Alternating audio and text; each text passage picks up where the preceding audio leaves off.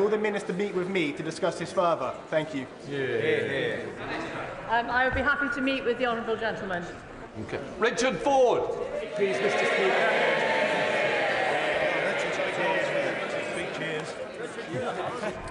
I'm working with the Energy Secretary to ensure that Wales plays a leading role in reaching our net zero targets and clean power by 2030 by supporting floating offshore wind, onshore wind, hydrogen, nuclear, tidal and carbon capture. We are seizing the unique economic opportunity of net zero to boost growth and create jobs across Wales. Richard Ford. Thank you, Mr. Speaker. In relation to floating offshore wind in the Celtic Sea, the Secretary of State said that floating offshore wind represents a golden opportunity, that not just for meeting net zero targets, but for lower energy bills, for new jobs and for the industries of the future. Does the government think that these opportunities from offshore wind can extend from the Celtic Sea into Cornwall and Devon too?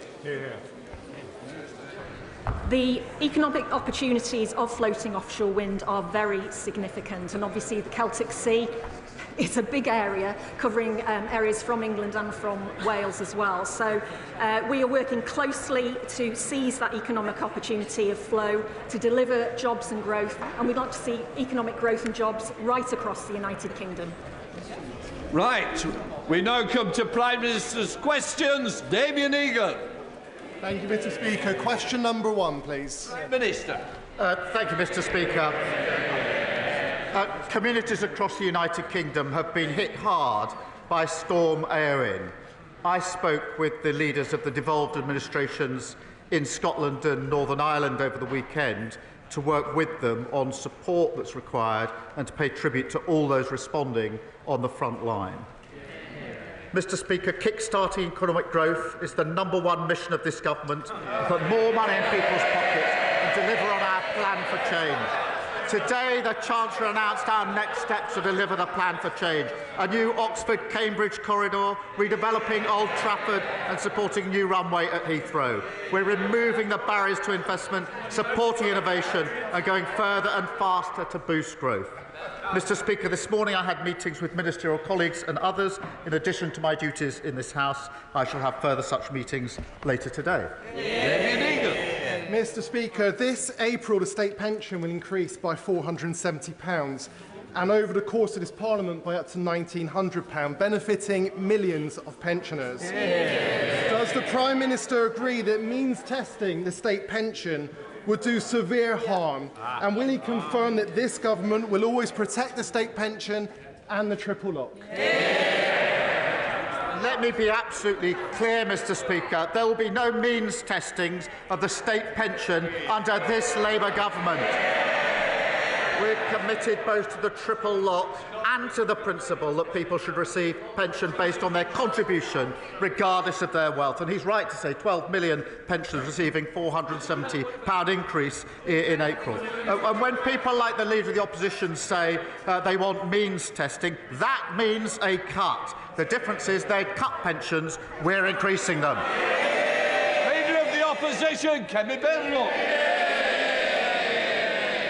Mr. Speaker, may I take this opportunity to solemnly commemorate the 80th anniversary of the liberation of Auschwitz, and we remember the 6 million Jewish men, women and children who were murdered. The Holocaust stands as a unique evil in human history. Mr. Speaker, yesterday the Prime Minister set his growth test. He said if a policy is good for growth, the answer is yes. If it's not, the answer is no. This morning, the Chancellor embraced a series of Conservative policies. Although many are welcomed, they will take years to deliver.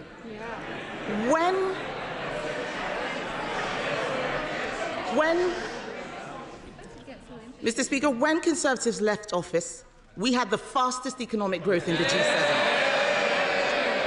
But what is the government doing for growth now? It's destroying it. Let's look at the employment bill.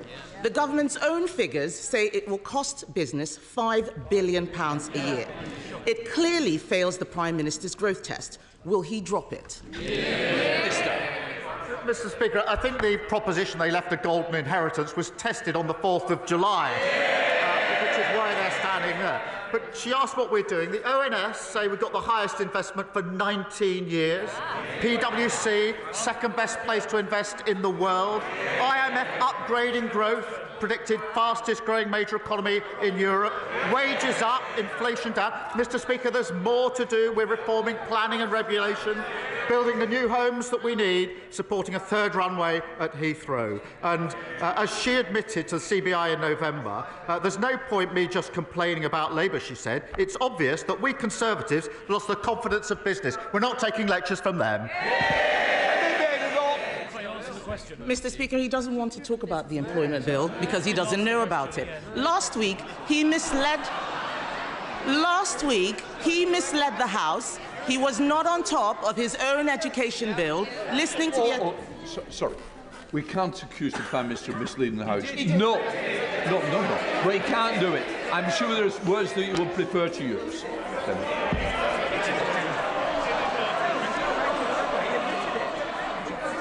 Mr. Speaker, last week he claimed to have laid down an amendment that he had not made.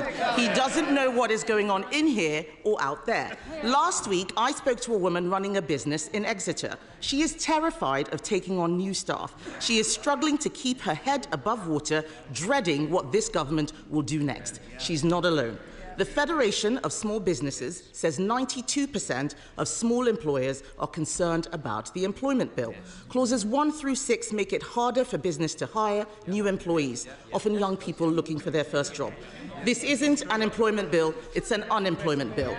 Given these clauses, will he drop his bill and show that he is not anti-growth? Mr. Speaker, we believe in giving people proper dignity and protection at work. That's why we're proud of our record supporting workers. They consistently vote against any protection for working people. And her consistent refrain is that there should be less. But, Mr. Speaker, we are driving growth on behalf of working people. Good work rights are consistent with growth, and every good business knows that. And on top of the planning reform, the building of the houses, supporting aviation, the Chancellor this morning spoke of the Oxford-Cambridge growth corridor, redeveloping Old Trafford, and manufacturing at East Midlands Airport. We want to grow the economy. The only policy she's got is to shrink pensions. Mr. Speaker, all his ideas are the ones that we thought of. He needs to make sure that we deliver for growth now as well as the future. To grow our economy, we must get more people off sickness and welfare and into work. Clauses 8 and 9 of the unemployment bill take us in the opposite direction by increasing entitlements. His government itself estimates that these changes will increase business costs from £600 million to £1 billion a year in sick pay. That will mean higher prices, fewer jobs, less growth. Will he drop these measures from the bill? Prime Minister. No, Mr. Speaker. I think they're good for workers and good for growth. This is the same argument they made against the minimum wage and every protection for workers. And she says they're their ideas. Well, Mr. Speaker, she says she's in support of a third runway at Heathrow. Her Shadow Transport Secretary says that it would be calamitous. The Shadow Business Secretary is busy writing letters opposing airport expansion in his own backyard. Shadow Chief Secretary says the Oxford-Cambridge idea is flawed and he's against it. We're the coalition of builders, they're the coalition of blockers. Mr. Speaker, he forgets his own Chancellor blocked an airport in her constituency. They are hypocrites, Mr. Speaker. Let's talk about this employment bill. Part 1 of the bill means a new employee could start a job in the morning and take their employer to a tribunal that afternoon. It is no wonder that this bill has been called an adventure playground for lawyers. This bill is terrible for business, but it is great employment for lawyers. I know the Prime Minister loves the legal profession, but he needs to stop being a lawyer and start being a leader. This is another measure in the bill that fails his growth test. Will he show some leadership and drop it? Mr. Speaker, I understand she likes straight talking. She's talking absolute nonsense. She knows, and anybody who understands anything about the bill or any employment law will know you can't start in the morning and go to the tribunal in the afternoon. Now, Mr. Speaker, we know she's not a lawyer. She's clearly not a leader. If she keeps on like this, she is going to be the next lettuce. Mr. Speaker, he does not know what his bill is doing. He should listen to business who are terrified of this bill. The only workers he cares about are lawyers, but it is not just lawyers benefiting from this bill. Who else benefits? It's not taxpayers. They will be paying for even more welfare. It's not young workers. They won't get their first break. It's definitely not businesses. They are being hammered with yet more burdens. Who benefits, Mr. Speaker?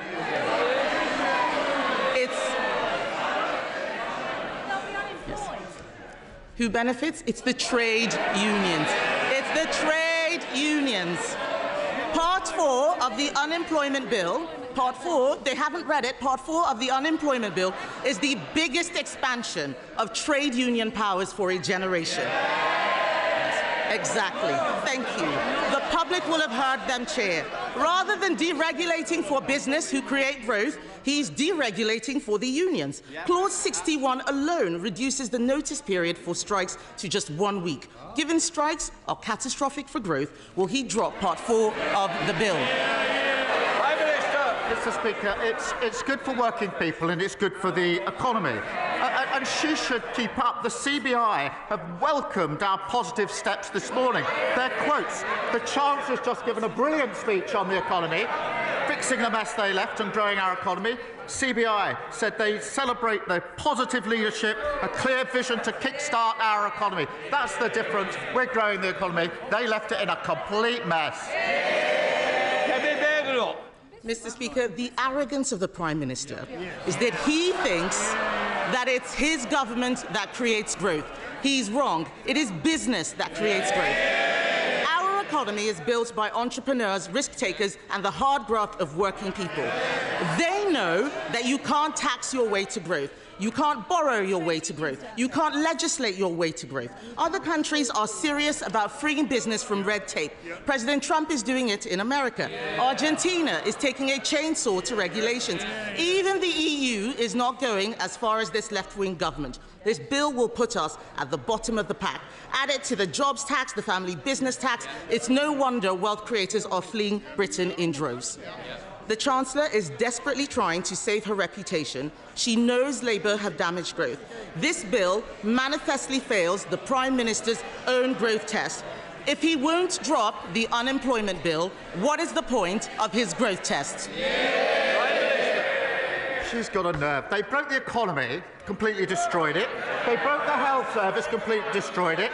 They've ruined us on prisons and everything else you can mention. They failed on every front. They're in no position to give us lectures on anything. And she says that she accepts they failed. They're changing. They've learnt absolutely nothing. Thank you, Mr. Speaker. I welcome the government's action last week to tackle rogue traders who installed faulty home insulation, affecting many of my Luton South and South Bedfordshire constituents.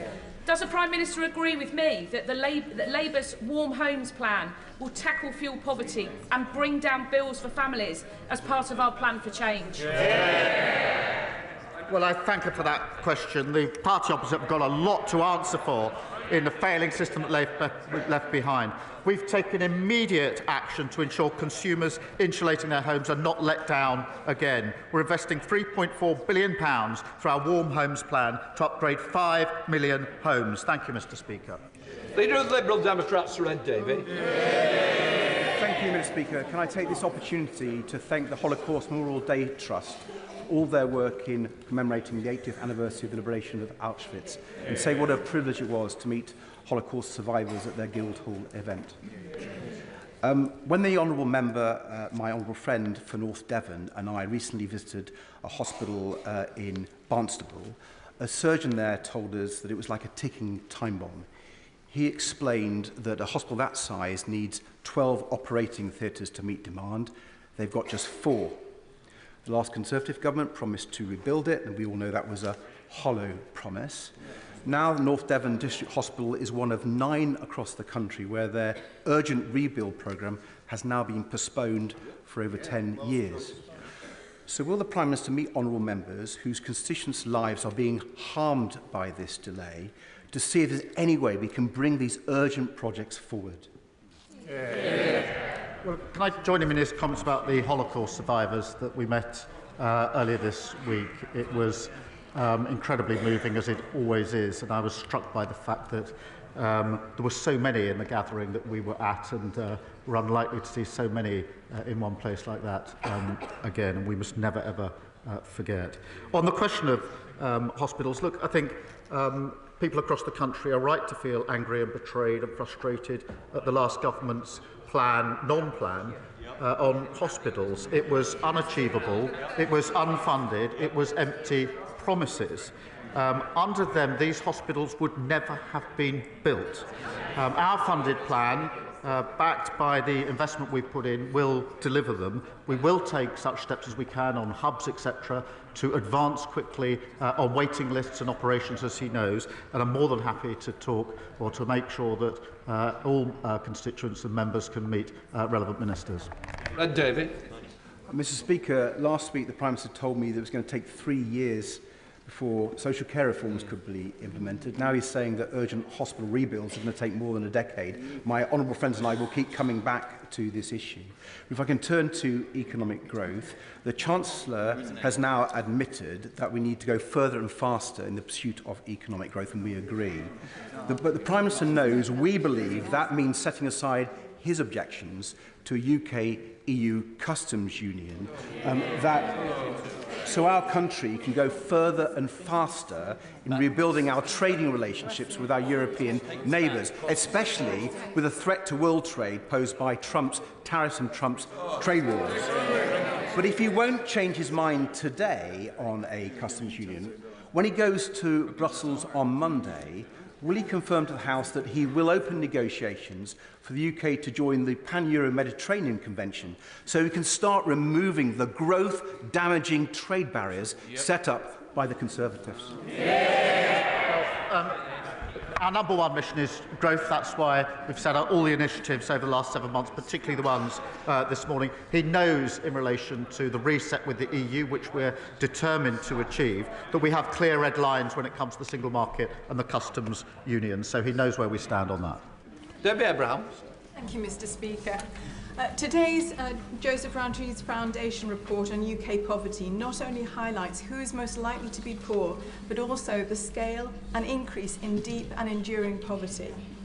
I was encouraged by the Prime Minister's response to me before Christmas at the Liaison Committee, where he explained and acknowledged that disabled people experience poverty because of their extra costs, and that while over 2 million disabled people can and want to work, many cannot and should receive adequate support. Many vulnerable claimants are worried following speculation that the £3 billion of savings to be found in the Social Security budget may impact on their disability benefits. Will my right honourable friend agree with me that language matters and that their concerns must be heard? Well, I thank you for raising this, and I know it's an issue that she's deeply concerned about and campaigns on. The rise in poverty, Mr. Speaker, caused by the mismanagement of the economy by the party opposite is unacceptable. Our approach to social security will ensure that work is accessible to as many people as possible as a route out of poverty. And, Mr. Speaker, that includes the new Connect to Work programme, expected to help 100,000 disabled people find and stay in work. Gavin Robinson. Speaker, may I firstly thank the Prime Minister and the Chancellor of the Duchy of Lancaster for their sterling support over the last number of days for Northern Ireland in the aftermath of Storm AO, and it's greatly appreciated and demonstrates how well the Union works. Mr. Speaker, on the 15th of August 1998, the fragility of peace in Northern Ireland was shattered when the real IRA detonated a bomb in Omagh town.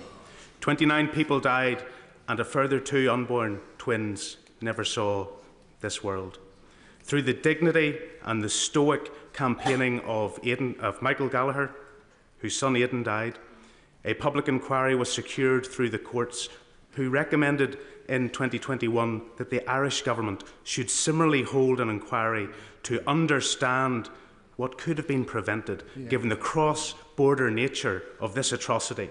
The bomb was prepared in the Irish Republic and transported from the Irish Republic. Will he use his good offices to ensure that truth is delivered and justice arrives for the families of those who so needlessly lost their lives from Irish Republican terrorism?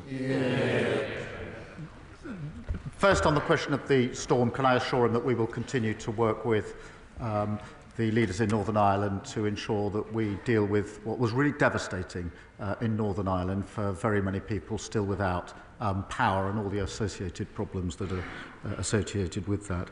In relation to the Omagh bombing inquiry, I thank him for raising this. It was a heinous and cowardly terrorist attack, and it shocked the world. Our thoughts are with the family members now taking part in commemorative hearings this week. I do welcome the Irish Government's commitment to cooperate with the inquiry. The Secretary of State for Northern Ireland has raised with the Irish Government the importance of working together on addressing these and all legacy issues, and I'm grateful for him for raising this very serious and important issue. Jack Cabot. Mr. Speaker, the Ipswich Northern Bypass is a project of local, regional and national importance, one on which the future of our town and county hinges. But this critical project has been gathering dust for years, repeatedly blocked by people who refuse to act in our long-term interests. The Prime Minister has set out how our government will back the builders over the blockers. Will he now back the builders in my town and make this a project of national significance through our plan for change? Well, he's been relentless in seeking to boost growth and investment in Ipswich and Suffolk, and the gridlock his constituents face underlines the failure of the party opposite to deal with this when they had the chance to do so. Mr. Speaker, we will fast-track decisions on at least 150 major economic infrastructure projects to kick-start growth, and I will make sure he gets a meeting with the relevant minister to discuss the issues of concern to him. In room. Thank you, Mr. Speaker. As my right honourable friend said earlier, last week North Devon District Hospital got the devastating news that investment would be delayed 10 years beyond 2035. In the 5 years since the last government's empty promises, our hospital's maintenance backlog has grown to over £40 million. Given that £200 million has reportedly been spent just on consultancy fees for the new hospital programme, what funding for extra maintenance will be available for those hospitals that now face another decade of waiting? I thank him for raising this, and his constituents will be angry and frustrated at the empty, unfunded promises left by the Conservatives. Let's be clear, under their non-plan, North Devon District Hospital would simply not have been delivered. It's not been delayed, it was never going to be delivered, and they know it, he knows it, his constituents know it. We have put in place a funded, deliverable plan that will see the hospital built, and will work closely with the Trust to accelerate work. And the party opposite really owe his constituents an apology. Deirdre Cosson. Thank you, Mr. Speaker. Children in Ealing Southall will be sleeping on sofas and on living room floors tonight due to 14 years of failure from the Conservatives.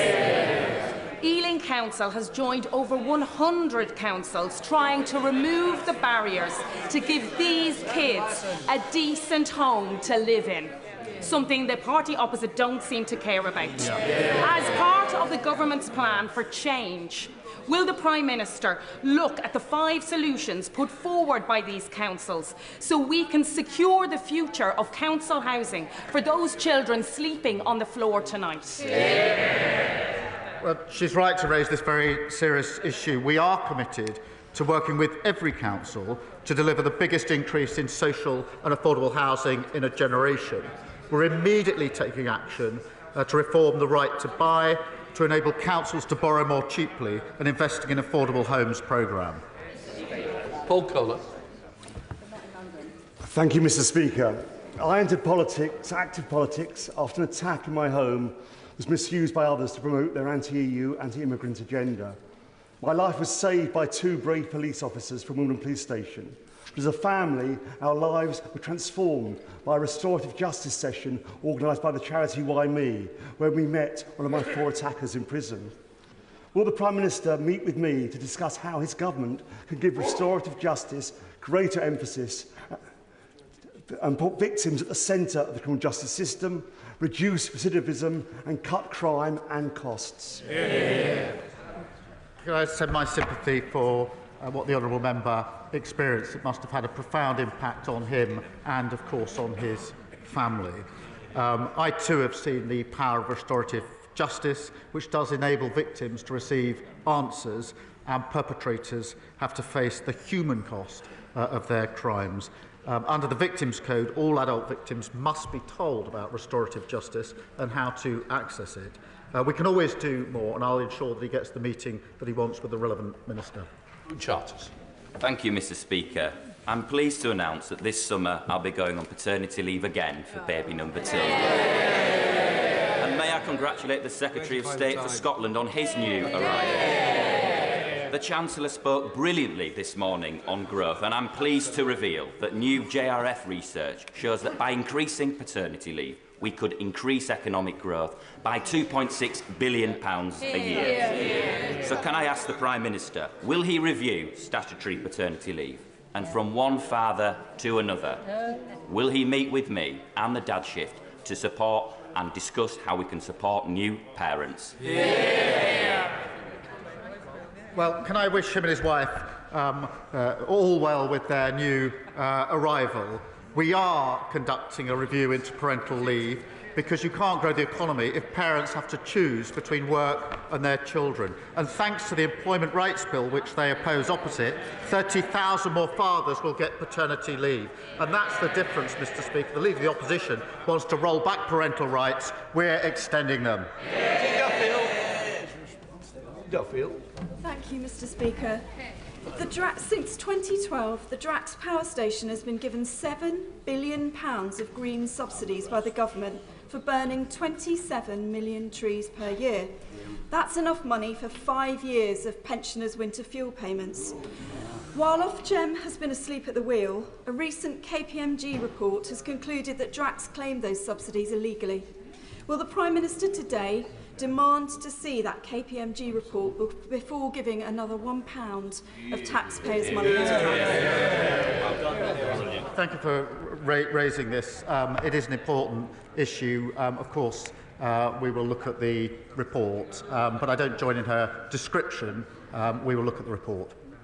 Thank you, Mr. Speaker. As you well know, Lancashire is a wonderful county full of great businesses and hard-working people. But for too long, we've been held back by an outdated 2-tier council system. The government's English devolution bill is a massive opportunity for us to get back in the fast lane and catch up with the likes of Manchester and Liverpool. So will the Prime Minister join with me in calling on all Lancashire leaders to work together in the interests of our residents, putting aside political differences and self-interests, and move forward in good faith to unleash Lancashire's huge potential? Well, he, of course, has given decades of service to his community, Mr. Speaker. I'm a firm believer in moving power out of Westminster into the hands of those with skin in the game. That's how you boost growth, create opportunities and drive reform. I'm pleased that we're establishing a combined county authority in Lancashire. Our ambition is for mayors across all areas of England who can take advantage of the powers set out in the devolution white paper, including in Lancashire. Clive Jones. Thank you, Mr. Speaker. I declare my interest as the Governor of the Royal Berkshire Hospital and a family member has shares in the medical company. In the gallery today are patients who use the Royal Berkshire Hospital. Parts of its estate are crumbling as we speak, and it urgently needs a rebuild, but we're going to have to wait until at least 2037. Can the Prime Minister please explain to these visitors and the House why he thinks that it is acceptable that staff and patients dodge buckets collecting rainwater from leaking roofs for another 18 years? And will he meet with them and explain it to them face to face? Well, I'm grateful to him for raising this on behalf of his constituents. I'll speak, obviously, to them, and his constituents will hear the answer. There wasn't a plan for this building. It was a pretend plan, it was a fiction, it was unfunded and it was undeliverable. It only existed in the head of Boris Johnson. And the frustration for his constituents, and I really understand it, is they thought, because they were promised, that they were going to get something which the party opposite knew was never going to be delivered. That is absolutely unforgivable. We will pick that up. We've put in place a funded scheme to build as quickly as we can, but it's got to be funded, it's got to be deliverable. That's the difference between the approach that we're taking and the approach that they took. And of course I'll make sure a relevant minister meets with him and his constituents in order to explain that more fully to them. Thank you, Mr. Speaker. In China, DeepSeek has developed an AI model almost as good as the most advanced technology from OpenAI. In the US, they're investing up to $500 billion in building out data centres. Now, to build data centres, you need two things: lots of energy and ideally cold weather. Fortunately, Scotland has both of those in abundance. So will the Prime Minister back Glasgow being an AI growth zone to help bring investment and solidify the UK's place as the third largest AI market on earth? Yeah. Well, I thank my honourable friend. What a contrast, the SNP, a strong Labour voice championing economic growth in Scotland. The AI developments this week show why we're right to put artificial intelligence at the heart of our plan for change. We've already secured £39 billion of AI investment, which will create 13,000 jobs across the UK. I agree with him that Scotland has real potential for AI growth zones. I'll make sure that he gets to meet with a relevant minister to discuss. John Milne. Thank you, Mr. Speaker. In my constituency of Horsham, my local council faces a £500,000 tax bill from the rise in national insurance, and my local hospice, St Catherine's, has had to mothball a brand new ward. What message does the Prime Minister have for all the public services that are outright losers at the hands of the very tax that's supposed to save them? Yeah. Well, I'm grateful for him for raising this. As he knows, the settlement to local councils was an increase this year, so they have more money to deal with the problems they face. They were underfunded, broken by the last government. We've now put that support, that funding in place. That's the right thing to do. Thank you very much, Mr. Speaker. It was such great news when the government decided that it was right to pay compensation to the LGBT veterans who'd unfairly lost their jobs. Yeah. But unfortunately, they're not alone. There are others who've been prepared to lay down their lives on behalf of the country who have also been treated disgracefully. I include in that list my constituent who was sacked from MI6 simply for being gay. Would my right honourable friend please commit to righting that wrong and for meeting my constituent? Yeah. Well, I'm grateful to her raising this really important issue. All those who serve our country deserve our fullest respect and gratitude. Mr. Speaker, that's why we're righting the historic wrongs inflicted on LGBT veterans, already significantly increasing compensation available and enabling them to get their ranks restored. I know the issue she's raised is a real issue to the Foreign Secretary. He's looking at it, and I'll make sure she gets to talk to him about it, but we do need to deal with this historic injustice. She's right about that. Jim Allister. Thank you. Given the strategic commitment to Irish unity in the programme for government of the new government in Dublin, can I ask the Prime Minister whether he and his government have a strategic and economic interest in retaining Northern Ireland within the United Kingdom? And if they do, why then is he continuing with a system whereby, in over 300 areas of law in the economic sphere, Northern Ireland is subject not to UK law, but to the same laws that apply in the Irish Republic, laws we don't make and can't change? Mr. Speaker, we're proud of and totally committed to the Good Friday Agreement. And Northern Ireland matters to this government. It matters to me. He will know I worked there for 5 years with the police service in Northern Ireland. I want to see Northern Ireland secure, safe for all communities and thriving in the future. And I believe that it can be. We'll be doing everything to make sure that it does. Elvin Bailey. Thank you, Mr. Speaker. Tomorrow marks the 20th anniversary of the loss of Royal Air Force aircraft X-Ray Victor 179 and the 10 UK service personnel that were killed on board. Known to their friends as Steady, Smudge, Gary Nick, Pards, Gibbo, Richie, Bob, Dave, Jonesy and Paddy. These people were killed on a routine flight between Baghdad and Balad as a result of a poorly protected aircraft. This was the largest single loss of life in the Iraq War. Would the Prime Minister join with me to thank and recognise our service personnel for their service and their sacrifice, and the stoicism of their family as we join to commemorate such a tragic moment? Well, I thank him for reminding the House of this case, and I know that condolences of the whole House remain with the families of these brave soldiers. We will never forget the vital role they played to support the coalition operation in Iraq. Can I thank him and pay tribute to his service? We are immensely proud of our armed forces and their courage and dedication as they keep our country safe.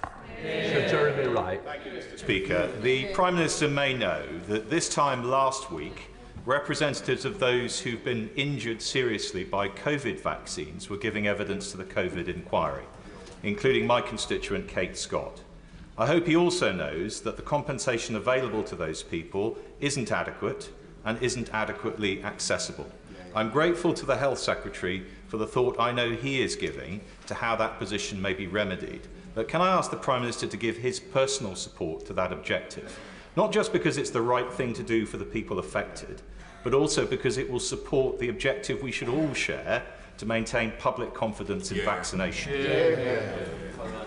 Well, thank him for raising this, and as he says, the Health Secretary is looking at it, and I can assure him I will also look at it with the Health Secretary, and we will get back to him as we do so. Rachel Taylor. Thank you, Mr. Speaker. This week I heard a story from an elderly resident in Bedworth.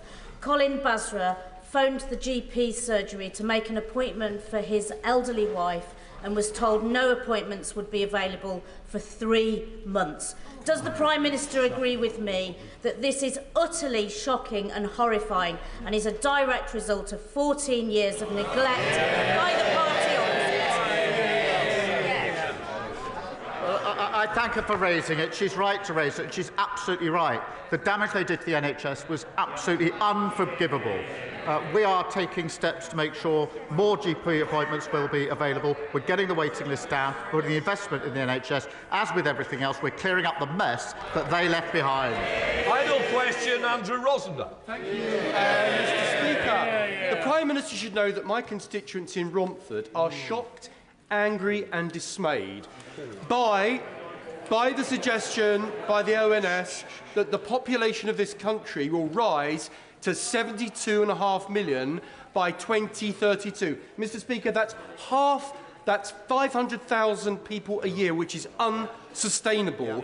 Who voted for that? And will the government do something to ensure that the population of this country is sustainable going forward? Because there is no mandate for such a colossal increase in immigration in this country. I think he should talk to his leader. Because net migration went through the roof under the last government, nearly 1 million, quadrupled. And who was cheering it on? Who was cheering it on? The leader of the opposition. His constituents are right to be concerned about the loss of control by the last government. We're taking control. We will bring these numbers down. But the record is absolutely clear, and it sits right there. That completes Prime Minister's questions. We'll let the front bench change over.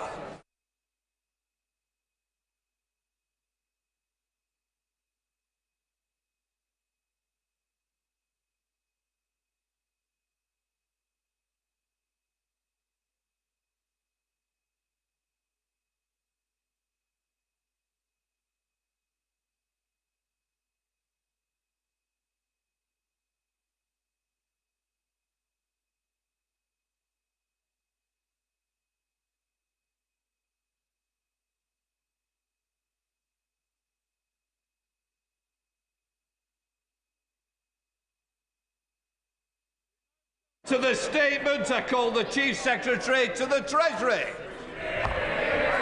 you, Mr. Speaker. With your permission, I would like to update the House on the government's work to unlock investment and secure economic growth.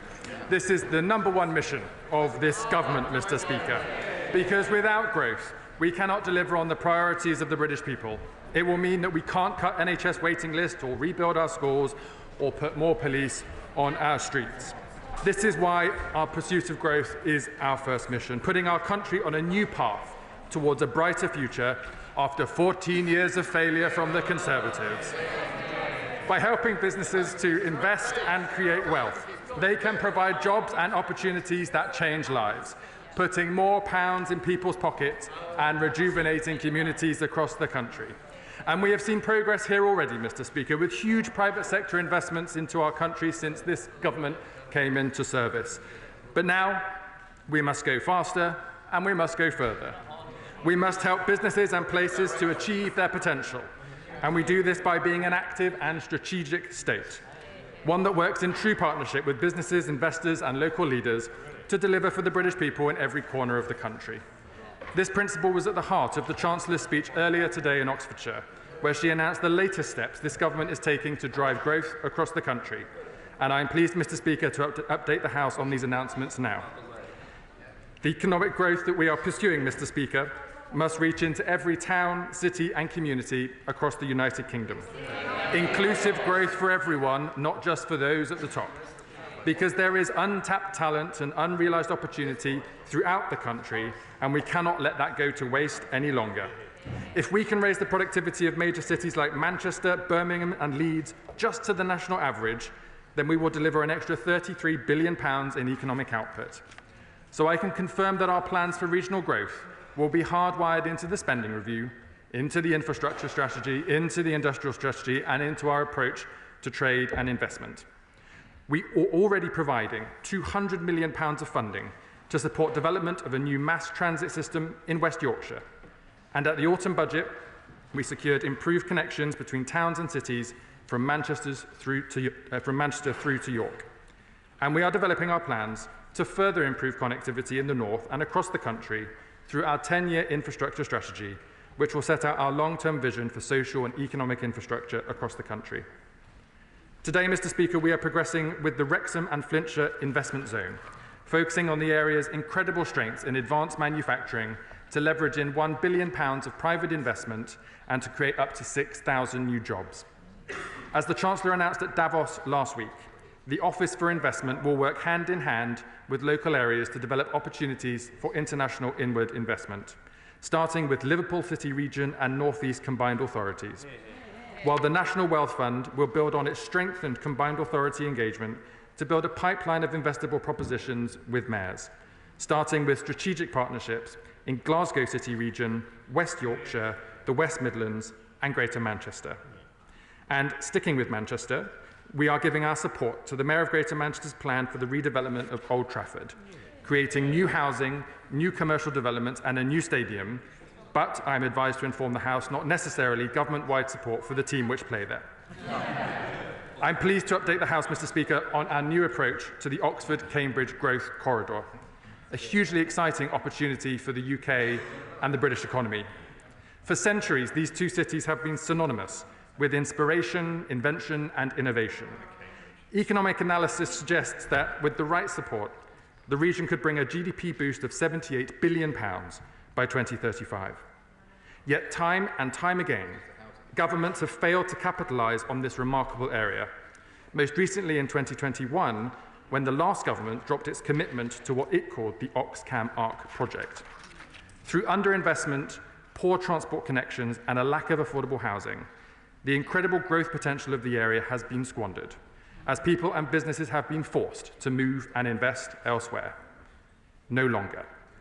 Lord Vallance will act as our champion for the growth corridor, utilising his impressive experience in life sciences, academia and government to unlock growth opportunities across the region and promote its potential to investors across the world. And we will establish a new growth commission for Oxford to recognise and capitalise on the growth potential of this historic city. We already know, Mr. Speaker, of course, that transportation is a huge factor in the success of the country. Heathrow is the UK's only hub airport, and the UK's largest air freight hub by volume, connecting us to emerging markets around the world, opening up new opportunities for trade and investment. But its growth has been constrained for decades. Today, we are announcing that the government supports and is inviting proposals for a third runway at Heathrow Airport to be brought forward by the summer. This is an important infrastructure project expected to have positive growth impacts across the United Kingdom and has the backing of businesses and business groups like the CBI, the FSB, and the British Chambers of Commerce, as well as trade unions like the GMB and Unite. According to a recent study from Frontier Economics, a third runway could increase GDP by 0.43% over the next 25 years. Over half, 60% of that boost would go to areas outside of London and the South East. It could create over 100,000 jobs in the local area and maintain Heathrow's status both as a global passenger hub and the UK's largest air freight hub by volume. Reforms that this government has introduced to speed up the planning system will ensure delivery of this project and will set it up for success. Once proposals have been received, the government will take forward a full assessment through the Airport National Policy Statement to ensure that any scheme is delivered in line with our legal, environmental and climate obligations. We want the scheme to be value for money, and our clear expectation is that any surface transport costs associated with the project will be financed by private capital and should be sustainable and low carbon. The Secretary of State for Transport will also set out planning decisions for further airport expansion at Gatwick and Luton shortly. Crucially, I'm also pleased to announce that we are taking further steps in our transition to greener, cleaner aviation. At the start of this month, the Sustainable Aviation Fuel Mandate became law. Sustainable aviation fuel reduces carbon dioxide emissions compared to fossil jet fuel by around 70%. Today, we are announcing an additional £63 million for the Advanced Fuels Fund over the next year, and we've set out the details of how we will deliver a revenue certainty mechanism. These measures will support investment and high-skilled green jobs in plants across the United Kingdom, delivering sustainable aviation fuel here in the UK for UK consumption. Transportation is equally important on a local level, and this is as true for the Oxford-Cambridge Growth Corridor as it is for anywhere else.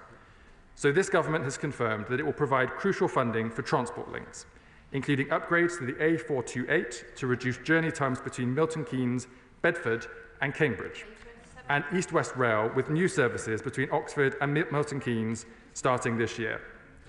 We have already received submissions to the new Towns Task Force to build new developments along the new railway, and at Tempsford we will accelerate delivery of a mainline station on the East Coast Main Line so travellers can get to London in under an hour and to Cambridge in under 30 minutes, once the East-West Rail has been delivered. And we will ensure, Mr. Speaker, that the pioneering work which has long been a hallmark of this area will continue. We are today committing to a new AI growth zone in Culham. We welcome Cambridge University's plan for a new flagship innovation hub in the centre of Cambridge and a new Cambridge Cancer Research Hospital as part of Wave 1 of the new hospital programme will be delivered. And just yesterday, Moderna completed the build for their new vaccine production and research and development site in Harwell, while committing to invest £1 billion in the United Kingdom. Proof, Mr. Speaker, that when you create the conditions for success, businesses can lead the way. I am also pleased, Mr. Speaker, to confirm for the House that the Environment Agency is lifting its objections to specific developments in Cambridge. So we will press on with plans to develop 4,500 additional homes, new schools, office, retail and lab spaces in and around Cambridge. And in a further boost to the area, we have now agreed water resource management plans with water companies, unlocking £7.9 billion of investment in water resources in the next 5 years, including the new Fens Reservoir serving Cambridge and the South East Strategic Reservoir near Oxford. Mr. Speaker, this government has come in with a purpose, to bring growth and with it opportunity to the country. In just 6 months, we have taken the tough decisions to make that possible, and we are taking on the responsibility of a government that delivers real change for people, no longer the hollow promises of the Conservative Party, but change delivered under this Labour government.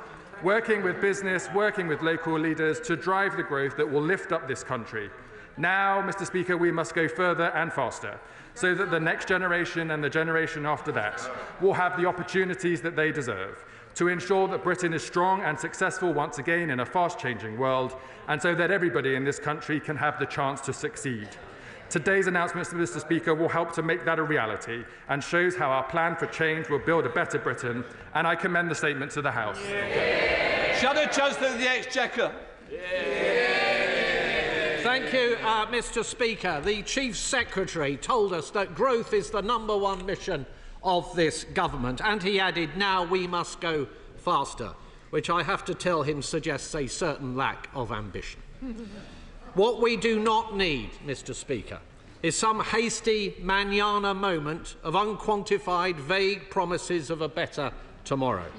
We need action now to reverse the grievous damage this Chancellor has wrought just in her first 6 months in office. So the first question I have is, why did the government deliver a budget which the independent OBR said would lead to lower growth, higher inflation, higher interest rates and would cost jobs? Exactly right. And I have to tell the right honourable gentleman that going for growth in the 2030s means nothing to the businesses who have already stopped hiring, shed workers or put up prices thanks to Labour's ruinous policies. Mr. Speaker, it is hard to escape the conclusion that these announcements have been hastily cobbled together by a government which is under increasing pressure to change course but is seemingly incapable of doing so. So I ask the right honourable gentleman, why have these announcements only come now, when the Labour Party had years in opposition and had months in government leading up to its first budget?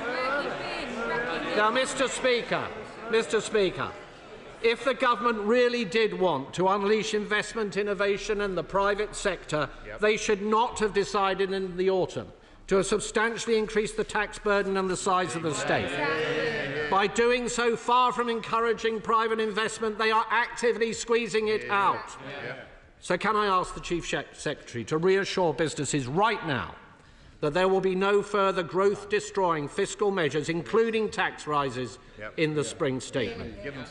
Mr. Speaker, is not the truth that the damage is already being done? That is the case even before the party opposite's tax rises bite in April. The economy is flatlining. That is happening right now. So I ask the right honourable gentleman, will any of these announcements actually have an impact within this Parliament? And what impact are they likely to have, if any, on the OBR's forecasts in March? Mr. Speaker, incredibly, the Chancellor said in her speech that businesses are what drive growth and the government should support them. Yet this is a government that has driven business confidence off a cliff, taxed it to the hilt, and through its upcoming employment legislation will be hitting them still further and with ever more job-destroying red tape. So can the Chief Secretary set out what the overall impact of government policy decisions since July has been on regulatory costs for businesses? And does he agree with the Business Secretary's extraordinary utterance on the media this morning that the government has not hammered businesses? The Chancellor claimed this morning she has seen no alternative suggestions from the opposition. Let me give her one now. Last year, the Conservative manifesto included £12 billion in welfare savings. At the time, the Labour Party said the money simply isn't there. Now we are told that the government will shortly be coming forward with plans for welfare reform, another Damascene conversion. Mr. Speaker, if they had grasped this issue when they came into office, they could have tackled the rising welfare bill rather than taxing jobs and killing growth. Their failure to act means that businesses and millions of people are paying the price. So can the right honourable gentleman today commit to matching that £12 billion? Or can he at least tell us the scale of savings we can expect from his promised reforms? Mr. Speaker, some of the announcements made today are of course welcome. The role of the opposition is not to oppose for opposition's sake, not least because many of the measures are reheated from the previous Conservative government.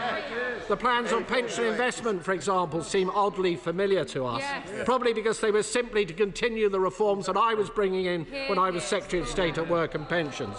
But even here, we must wait and see before passing judgment, because the fact of the matter is this government have shown we simply cannot trust their word. They promised not to raise taxes, they did. They promised not to cut winter fuel payments, they did. They promised not to borrow more, and they did. We need to see action, not just words. Mr. Speaker, the Chancellor talks about removing barriers to growth. Oh yes, she talks about it. But this talk comes from the same person whose budget killed the economy and growth stone dead. Absolutely. If we are looking to remove the greatest barriers to growth in this country, perhaps we should start with the Prime Minister and the Chancellor of the Exchequer. Chief Secretary. Thank you, Mr. Speaker. I mean, look, the House is indebted to the Shadow Chancellor, Mr. Speaker. A lecture from Mr. Momentum himself on the need for speed from this government. Well, let me tell him that in the last 6-7 months, this government's done more than that lot did in the last 14 years, Mr. Speaker. And he's asked me, Mr. Speaker, he's asked me about our plans working with business. The comments from business leaders and investors today speak for themselves, Mr. Speaker. Our plans are welcome from business and we'll be working in partnership with them to deliver for this country.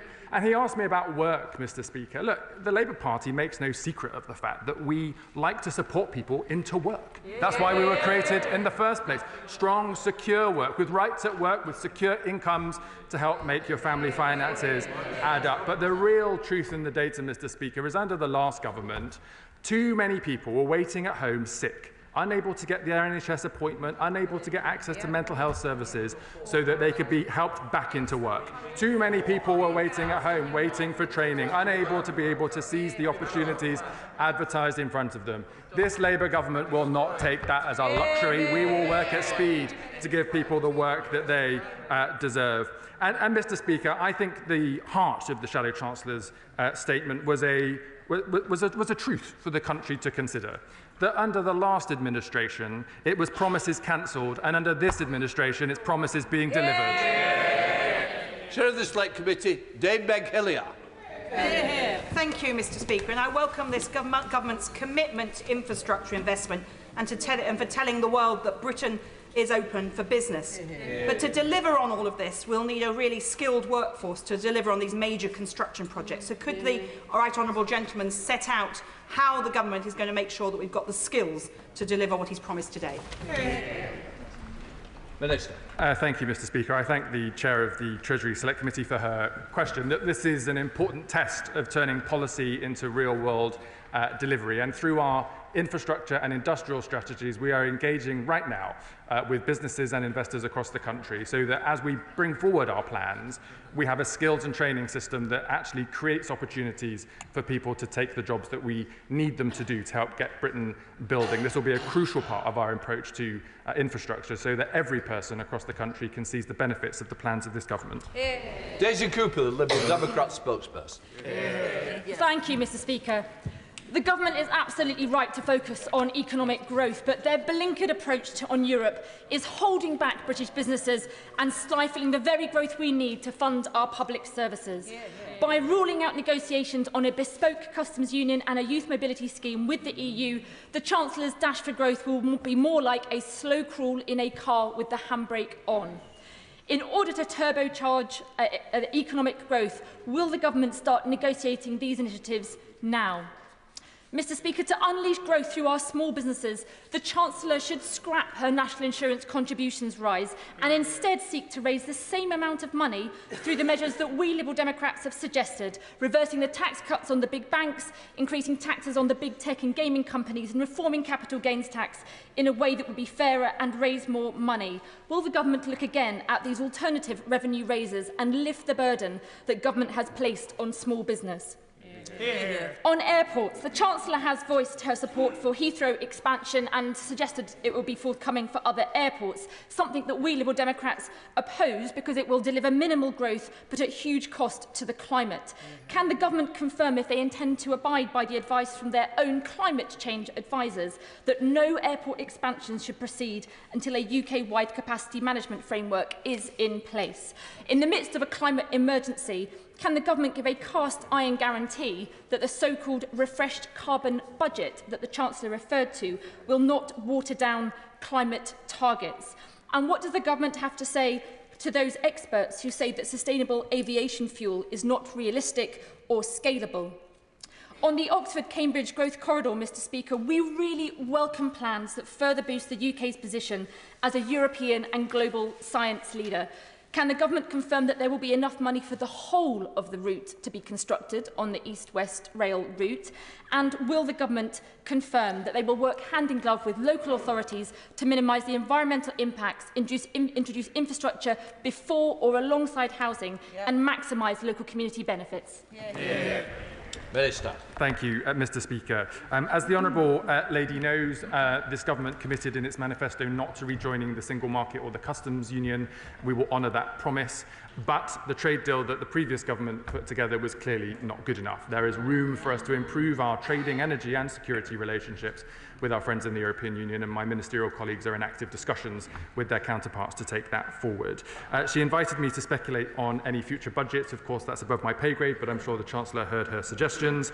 And on airports, as I said in my statement, Mr. Speaker, all of our plans will be in line with our legal obligations. And of course, we do recognise the need for more sustainable fuel and sustainable transport as part of these expansion plans. She last asked me about something I can't read in my own handwriting. So the House will have to... Oh, East-West Rail, thank you. I thought it was EU again, and I couldn't read my handwriting. East-West Rail. The whole premise of the growth corridor, of course, is that you have that transport spine through the corridor that allows for all of the developments around housing or lab space or communities around it. So it's a crucial part of our plans, and we will make sure that it's delivered. Jill Morrow. Congratulate the Chief Secretary and the Chancellor of the Exchequer on a plan for growth which is both concrete in terms of shovels in the ground now and also forward-looking, building on our scientific and skills base to drive long-term jobs and higher living standards. Now, I know that the Heathrow expansion will help businesses in the North East, but for the sake of those of us who are not Manchester United fans, could he clarify that much of the investment in the Man U development will be private sector based, and could he also set out how it will help the rest of the North, and particularly Newcastle United fans like myself? Minister. Thank you, Madam Deputy Speaker. I thank the Chair of the Science and Technology Committee for her question. She and her committee knows the huge advantage we have in the UK with our brilliant universities and research and development ecosystem, which is why we are supporting them and putting rocket boosters underneath their activity to develop world-leading and frontier research and innovation, but also stimulate economic growth across the country. The Honourable Lady is right that the development in Manchester is a broad set of developments, private financed around housing and commercial opportunities, as well as the work that Manchester United want to do in relation to their football stadium. I'm afraid I should inform the House now that I probably can't give a running commentary of the stadium applications for all football clubs across the country, and she'll have to forgive me for not knowing the latest plans for Newcastle. Sir Oliver Dowden. Can I welcome the government's conversion to a third runway at Heathrow? The sort of connectivity that enables, particularly with fast-growing economies in Asia and the Gulf, is essential to growth. But what assurance can the Chief Secretary to the Treasury give to the House that this project won't be subsequently stymied by an absolutist approach driven by ideology towards carbon emissions, which will drive it into the ground at a later moment, because we've been down this path before? Minister. Thank you, Madam Deputy Speaker. The Right Honourable Member knows he's been down the path before, because it was his government that went down it and blocked all of these developments from happening over the last 14 years. The reason this government is working on reforms to the planning system and looking at national policy statements, thinking about our skills and infrastructure supply chains, unlocking private capital, is because we are a government that wants to get Britain building again, not blocking the projects that have been stalled for years under the last administration. Select Committee Member Jivan Sandhu. Thank you very much, Madam Deputy Speaker. Investment is what makes us more prosperous, it makes us produce more work, it gets wages rising and it creates good jobs. And I'm an East Midlands MP and we have some of the lowest investment rates in the country, the lowest transport infrastructure, some of the lowest private investment as well. It's why I welcome the announcement today of £1 billion going to the manufacturing and logistics hub of the East Midlands Airport. I especially welcome the 2,000 extra jobs that my constituents in Loughborough, Shepshed and Havant will benefit from. But can the Chief Secretary assure me there's just the beginning of investment we can expect to see in the region and indeed for my constituents? Yes, sir. I thank my honourable friend, who is a strong advocate for the economy in the East Midlands and for his constituency. He will know that I visited the region last week and met with businesses and investors with our mayor in the region, Claire Ward. They're doing a brilliant job to secure inward investment into the region, and there's a huge amount of untapped potential in the East Midlands. I'm pleased the Chancellor was able to make announcements today, and we very much look forward to hearing from more business cases and more potentials in the future so we can unlock growth in the East Midlands. Select Committee Member Dame Harriet Baldwin. Thank you, Madam Deputy Speaker, and I'm sure the Chief Secretary knows and admires the plan for growth of Worcestershire County Council, which is Conservative-led. They've been working through it. They've built a new train station on the North Cotswold line, which connects Worcestershire to Oxford. And a lot of that line is still single track. So will he urge the Oxford Growth Commission to have a look at the extensive work that's been done by Oxfordshire County Council and Worcestershire County Council to find a way to double the frequency of the train services on that stretch of track? Minister. I thank the Honourable Lady. The Growth Commission will be looking at all potential options for stimulating growth. We want to try to find these strategic enabling investments across the country to unlock, for example, house building and inward investment, and I'm sure they'll look at those proposals with interest. Select Committee Member Rachel Blake. Thank you, Madam Deputy Speaker. Can I thank the Chief Secretary for his statement about investment and growth? And does he agree with me that the role that new towns will play in tackling our country's housing crisis, and how important it is that alongside the homes in the new towns, we see the delivery of new social infrastructure as well? And can he outline with me how those plans will be working? Minister. I thank my honourable friend. As I informed the House recently, our infrastructure strategy, which will be published in June, will for the first time align social infrastructure plans on schools, GP surgeries and other public service facilities with our housing plans and our economic infrastructure plans. So for the first time, we'll be making strategic decisions around places where people live. And I'll just say on the house building target, as I met with tenants moving into new social homes being built in Erewash last week, we talk about 1.5 million homes, we talk about economic growth. Actually, in every one of these buildings is someone's life, their opportunities, the dreams that they want to fulfill. This government is delivering on economic growth, but it's doing so because the people at the heart of all of these decisions are the people that we need to get the economy moving and Britain doing well in the future. Select Committee Member John Clare. Thank you very much, Madam Deputy Speaker. One of the fundamental enablers of growth in the economy is financial services and opening up the markets to invest. I think there was a consensus across this House in the last Parliament in the Financial Services and Markets Act that gave that the framework to do that. Could I ask the Chief Secretary what concrete proposals have come forward and are under consideration from the FCA and the PRA to change some of the restrictions that stop the right levels of investment? This week, the government enabled, I think, around 100 billion of surplus funds from DB pension schemes to be made available. Can he confirm that what proportion of that money will be actually invested in what time frame? Because I think the concern around these announcements is the delay to tangible, calculable economic impact. Minister. I thank the right honourable member. I would point him to the Chancellor's Mansion House speech, which set out in detail this government's approach to financial services, an important enabler for the UK and a particular strength that we have globally, as I know he knows very well. In respect of his particular question, I will need to write to him with the answer, but what he can see is that this government is taking action to unlock investment into the UK economy, and as has been reported, the Prime Minister and the Chancellor have been meeting with regulators to make sure that they are geared for growth as well as for protecting consumers. Ruth Cadbury. Thank you, Madam Deputy Speaker. And I also welcome the Chief Secretary's statement today and the Chancellor's announcement about the many excellent transport schemes that this country so badly needs. And the Transport Select Committee will look at these proposals, but starting with looking at the new proposal for Runway 3 at Heathrow. He links this proposal to all UK-wide growth, but did the Treasury consider figures that the DfT had in 2020 that predicted that between 2010 and 2050 there would be a 24% cut in flights between regional airports in the UK and Heathrow because of the way the market for slots at Heathrow actually operates, rather than what regional airports say they might want? Minister. I thank my honourable friend, the Chair of the Transport Select Committee, for her question. I think the question alludes to the fact that this is not just the announcement of a runway, but it's the announcement of a project where we need to make sure that it's optimised for delivering growth for the whole of the United Kingdom, as I made clear in my statement. That does mean we'll need to work with regional airports. We will need to look at how the slots are allocated at Heathrow to make sure that Heathrow's business model optimises opportunities for regional airports and the whole of the United Kingdom. And that is a commitment that the government has made very clear today.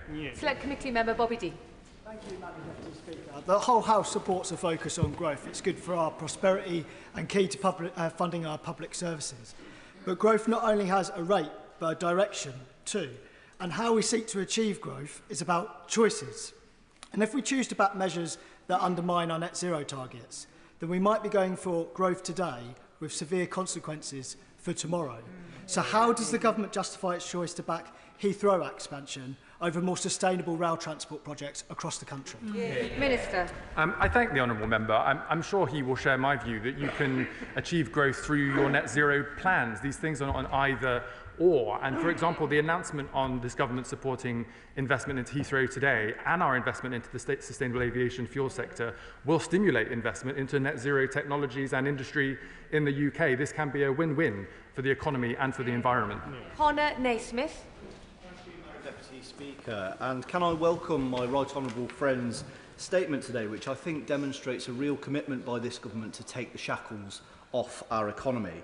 And can I particularly welcome his commitment to a 10-year transport infrastructure plan, as well as the measures already announced to boost connectivity across the Pennines and elsewhere.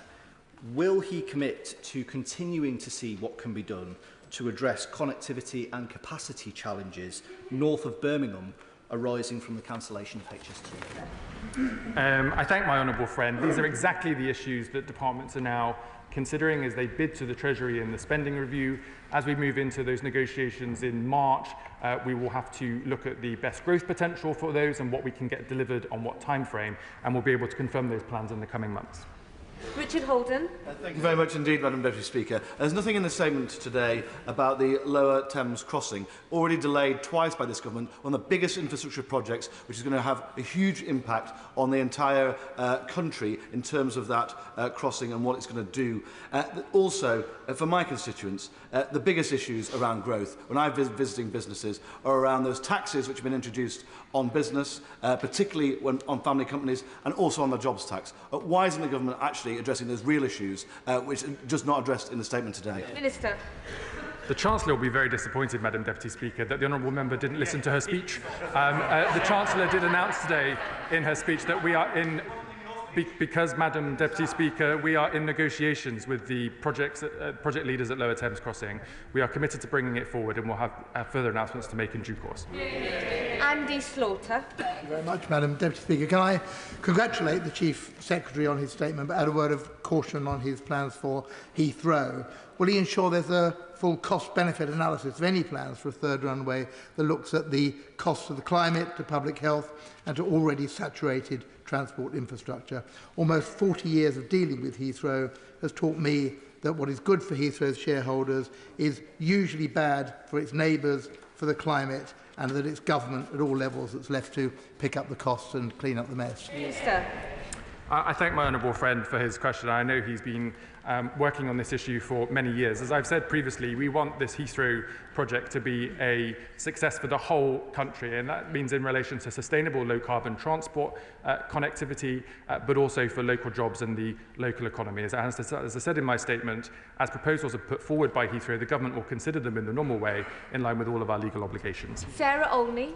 Thank you, Madam Deputy Speaker.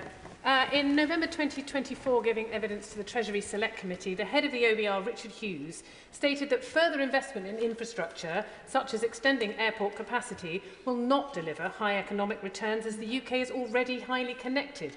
So without a proposal on the table for Heathrow, how can the Chancellor be so sure that a third runway will drive high national economic growth? I thank the honourable member. We hear from businesses, investors, business people, travellers, people that want to be able to come through London or the UK, that we are losing trade and investment in relation to other hub airports on the mainland in Europe. We have every opportunity to secure that here in the UK. That will, by its very nature, secure investment, jobs and economic growth. Rachel Hopkins. Thank you, Madam Deputy Speaker. Earlier, the Chancellor highlighted the redevelopment of Old Trafford in her speech. But similar investment is happening in Luton, with Power Court set to be the new home of Luton Town Football Club. This mixed-use housing and commercial development will bring new opportunities and support regeneration of our town. So can I invite the Minister to join me on a visit to see how it will be a key driver of economic growth across Bedfordshire and the Eastern region? Minister. I thank my honourable friend. She knows I don't get let out of the Treasury very often, but when I do, I'm sure I will be delighted to come and visit. And look, Madam Deputy Speaker, these are classic examples where, by working with private investors and local businesses, working together to coordinate investment on maybe road junctions or rail or housing developments or even football stadia, that you can get to a point where you unlock economic growth for people, improve their community, and we're absolutely interested to look at all of those opportunities. Sir Gavin Williamson. Thank you, Madam Deputy Speaker. With the increase in employers' national insurance contributions, what assessment has the Treasury made as to whether this will increase business investment or decrease it? Minister. I think the right honourable member is inviting me to speculate on the OBR forecast, which will be presented to the House on the 26th of March. John McDonnell. There's so much to be welcomed in this statement, but sadly I believe it has been tainted by the decision on the third runway at Heathrow. When such a decision is made by the Chancellor, by the government, it's important that there's full openness and transparency so that we can explain the government's thinking to our constituents. So could the Minister ensure that the papers that led to this Damascene conversion for some members of the Cabinet are published openly, that particularly those with regard to how to tackle the carbon emissions that will be increased, particularly in how it meets our carbon capacity statements. Secondly, how the agriculture in this country will be converted to meet the SAF requirements, how the noise contours will impact upon so many more people, 2 million, how the emissions at the moment in terms of the air pollution will be tackled that are already above the legal limits, and also how the 8,000 to 10,000 of my constituents will be rehoused when 4,000 properties are demolished as a result of this decision. Thank you, Madam Deputy Speaker. As I confirmed to the House today, we are inviting applications from Heathrow which will be considered in the normal way. When those applications have been received and due diligence is undertaken, we'll be able to report the details that will answer his questions in due course. Dave Dugan. Thank you, Madam Deputy Speaker. It says on the cover that this is about growing the UK economy, but the substance of the statement is much more about growing the English economy, because it has a passing reference to Wrexham and a nebulous acknowledgement that, and I quote, they will build a pipeline of investable propositions starting with strategic partnerships in the Glasgow City region. Well, perhaps the Chief Secretary can explain, flesh out what that means, and at the same time explain why he didn't allocate any funding to reimburse Edinburgh University for the supercomputer, invest in SAF in Grangemouth, or invest in the ACON project in the North East. Minister. Scotland is an important part of our United Kingdom economy. We will continue to invest in the country, as we did at the recent budget, with the largest real terms increase in spending ever since devolution to the government. And look, I'm always ears open to opportunities for growth, but I suggest he might want to speak to his SNP colleagues in the Scottish Government and try to stimulate some investment there as well. Order. Paul War. Speaker, can I warmly welcome today's plan for growth, which stands in stark contrast to the low-growth, low-wage, low-investment economy of the last 14 years. But as welcome as the Old Trafford development is, the House will know I'm a Dale fan, and can I therefore urge the Treasury and himself to warmly support the Atom Valley Mayoral Development Zone, which is being pushed by Andrew Burnham to help advance manufacturing in Rochdale? I thank my honourable friend. It sounds like an excellent initiative in his constituency that will benefit from the huge untapped potential from the Greater Manchester and regional economy that we're trying to stimulate with our announcements today, and I'd be delighted to meet with him to understand the details in more detail in due course. Martin Victor. Thank you, Madam Deputy Speaker. In his speech, the Chief Secretary said he wanted economic growth to spread to every town, city and community, something we can all agree with. I have been campaigning for many years to restore the direct